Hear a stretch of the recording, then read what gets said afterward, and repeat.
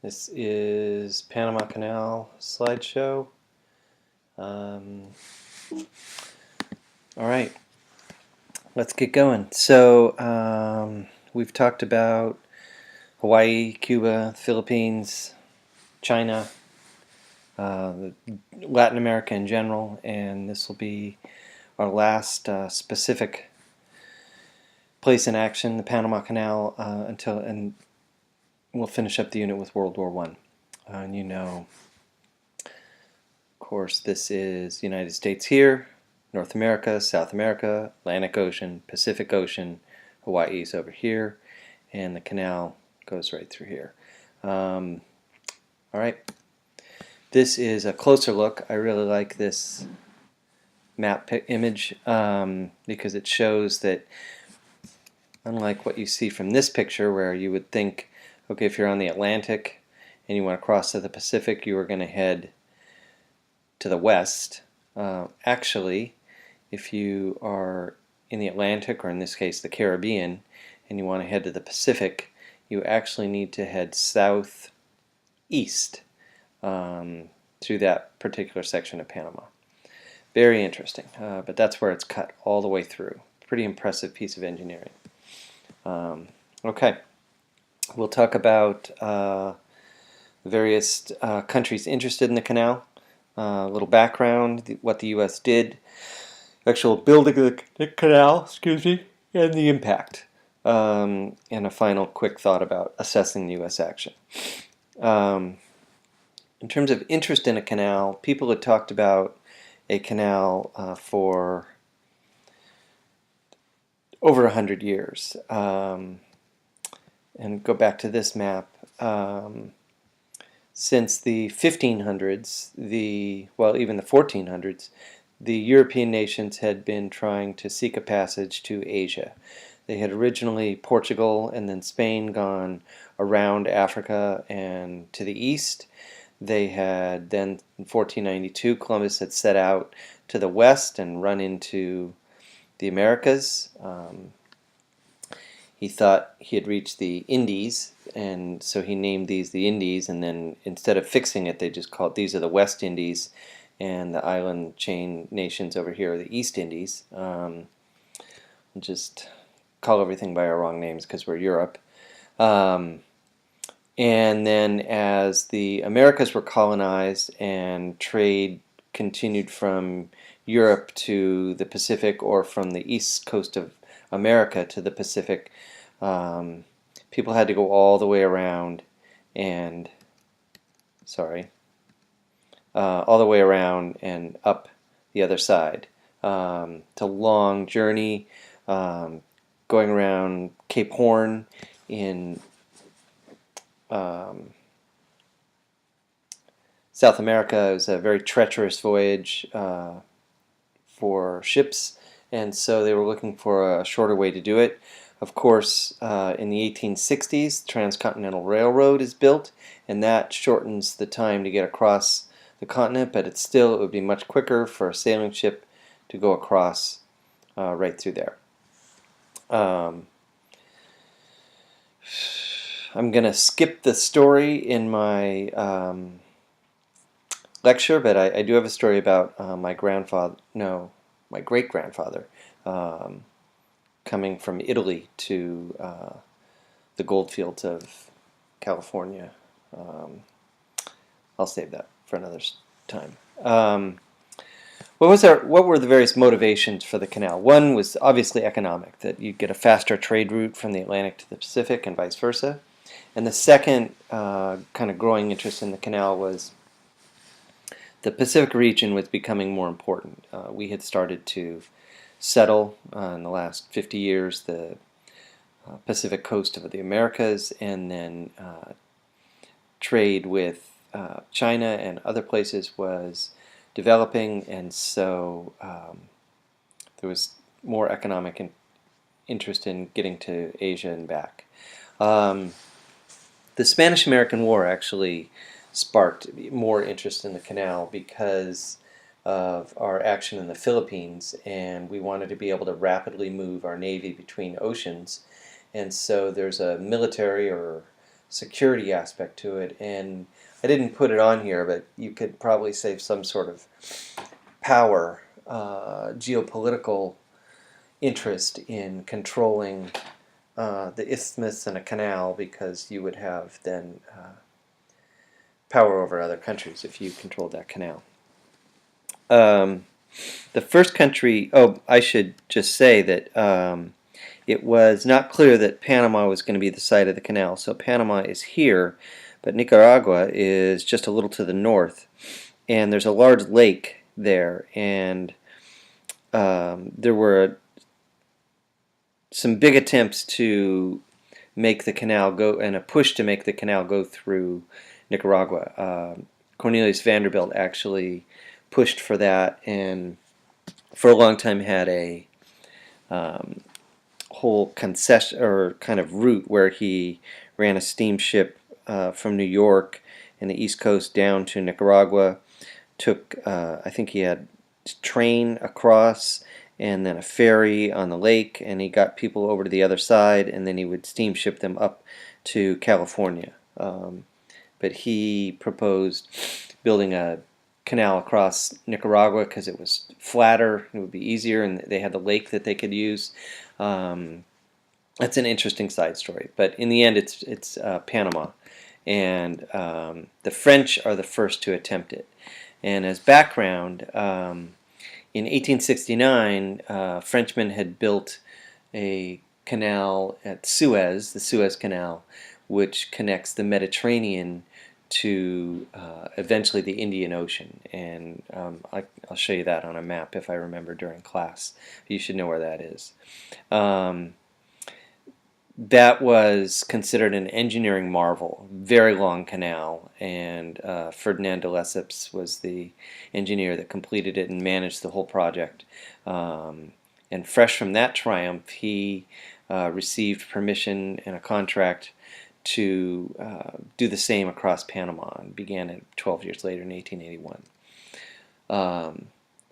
The French put enormous amounts of resources into it and failed miserably. It was a disaster. A huge number of workers died in the attempt, most of them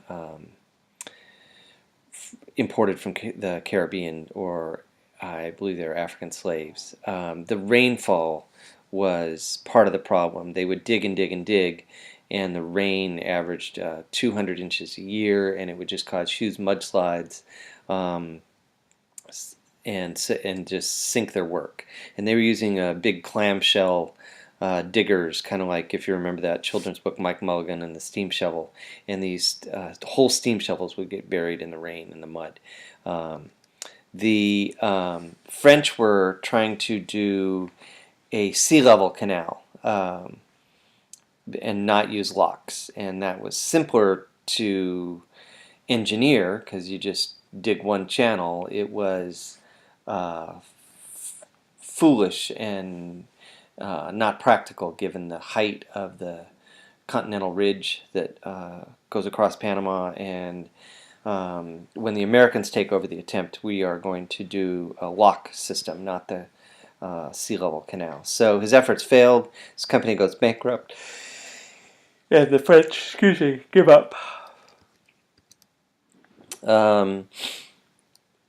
Eventually, a man named Philippe Bunau-Varilla persuades the U.S. to try and negotiates the sale of the French canal rights to the U.S. for $40 million, which is a nice deal for the French since it was possibly worthless since they couldn't make it go. But that was just for the French rights to build the canal.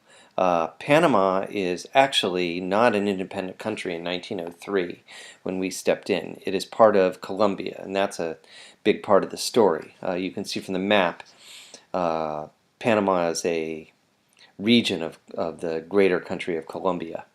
So the U.S. negotiates a treaty with Colombia, a $10 million payment, and then a $250,000 payment per year, and we would control the canal. Kind of like the American government, the Colombian Senate has checks and balances. The Colombian government has checks and balances, and they get to reject treaties. They have to ratify treaties. And so the Colombian Senate rejects the treaty as not being valuable enough, that they thought they should get paid more. And so there's no deal. And it's at this point that you should mark down and be ready to answer, what would you do with this? Should the U.S. Offer more money? Should we just kind of go in and take it? Should we give up and not build a canal? In the end, the U.S. doesn't do any of those things, so see if you can come up with something even more creative than that. All right, well, that's enough time for that. You can pause if you need more time. Caitlin. Here's what the U.S. did. Teddy Roosevelt is president, and he wants the canal. So he goes or sends diplomats to encourage a small group of Panamanian landowners to revolt. They were rich men, the most wealthy people in Panama. They didn't really have a grievance, but they knew that if they rebelled and formed their own country, they would be able to negotiate the Panama Canal deal with us, and they would be even wealthier. So they rebel against Colombia. They don't really have a big major grievance, but they say they want to be independent. U.S. Navy stations gunboats near the harbor and protecting the rebels, and the Colombian army is reluctant to attack because they're going to get shelled by the U.S. Navy. And so Panama wins its independence. Kind of a little bit of a joke, but they become independent, and they quickly sign a new treaty with us, and we pay them $10 million. But basically the same deal as before that we had offered to Colombia. In terms of U.S. policy, that action is going to be the thing that I want you to judge. What were our motives? I kind of gave you those. And then how did we act, and do you agree with our action? Once we have the rights to the canal, the construction itself is actually one of the great achievements of American history, and it's one of the great engineering achievements of all time. TR, I should say, after he did this, he said, well, the Senate debated what I should do. I took the canal and I started construction, and instead of debating the canal, I left the Senate to debate me. In the Congress, especially the Senate, and in the American public, there was very mixed reaction. A number of people applauded what TR did and considered him, a model expansionist, doing what he should do for the country, and a number of people were critical and said it went against American democratic ideals, and that we had basically committed an act of war against Colombia, and that encouraging a group of people to rebel in a foreign country is not acceptable. That that is inciting war for no good reason. It's not like we were supporting oppressed people or anything like at least we were in Cuba. So hard to defend what he did, but he went ahead and did it and left them to debate it afterwards. Anyway, once under our control, TR pushed for an aggressive construction schedule. And he is the first president to make an overseas visit. That's a picture of him in the white suit in one of those big steam shovel diggers. He was so enthusiastic and anxious about the program and getting it going that he wanted to visit and see the progress himself. Despite American ingenuity and putting a ton of money into it, the canal project took 10 years. It is the biggest engineering project in history to actually cut across a very thin part, but to cut across the continent. At its peak, the workforce was 44,000 people.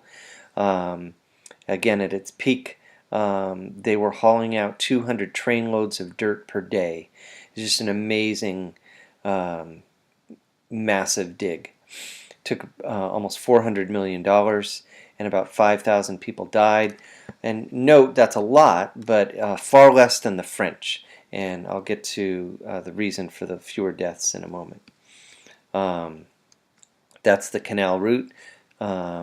They flooded this lake area, and they built locks here and here and here. And so what happened is, ships start at sea level, they raise the level of the water in the lock up, and they gradually raise the ship up to a new height so that they didn't have to dig as deeply, the cut didn't have to be as deep into the mountain. Still a huge amount of digging and cutting, as I showed. This is a map of the same map of the canal, just turned differently, and then down here is kind of a detail of the map from a side view and how the boats got lifted higher up, and then this is where the Continental Divide is, kind of right here on the map. Had to make through the Culebra Cut. That is a photograph of the canal being flooded with water as it has gone up and over the Continental Divide. The U.S. used the lock system that I briefly explained.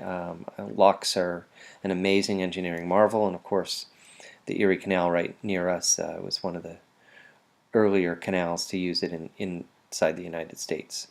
The canal ended up raising the water level 85 feet above sea level. Just super impressive. The engineering marvel was matched by the medical marvel. The mosquito, yellow fever, and malaria were the big scourge killing people, more so than deaths from mudslides and things. And that had been true in the tropics for thousands of years. It had been true in the Spanish-American War in Cuba, that a number of troops suffered from, and that was the biggest source of death, with malaria and yellow fever. It had been a doctor named Walter Reed, an Army physician, who had been working in Washington, D.C., and started to suspect that it was not direct contact, which is what people thought it was, that led to malaria and yellow fever, but that it was a bite from an infected mosquito. And he went down to Cuba and was able to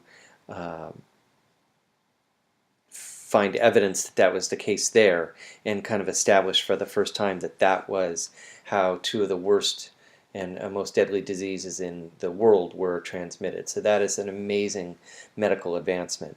A man named William Gorgas, a doctor, built on Reed's kind of investigative work and began to implement a program to eradicate malaria and yellow fever, and successfully introduced things like mosquito netting and draining swamps and ponds nearby, and was able to cut the death rate from those two diseases dramatically.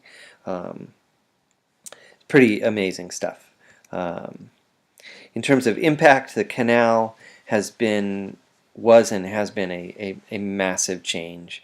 It demonstrated U.S. power, and it gave us more power because we controlled the canal, and so we could control who could go from ocean to ocean. It also demonstrated that America had kind of arrived scientifically, or at least engineering-wise. We'd always been a backwater in terms of science. The great scientific discoveries were British, French, and other European nations, and now the U.S. is showing that engineering-wise we are actually superior to the French attempt. It cemented our control and dominance in the Western Hemisphere, very important, and was valuable for both trade and the Navy. So it has a huge impact even up until today. In 1999, we returned it to Panama, so we no longer control it. Panama does now, and they do under kind of international agreement that they will allow safe passage for ships from, I believe, any nation that is in good standing. They charge for it, but they don't kind of use it to benefit their allies and harm their opponents or anything like that. So lastly, in terms of assessment, did the U.S. action in terms, not so much in terms of building it, but in terms of gaining access and the rights to it, does that fit the how you would judge we should act, and was our use of force justified? So you should be able to address those. I think that's it. Thanks for watching. I will see you in class.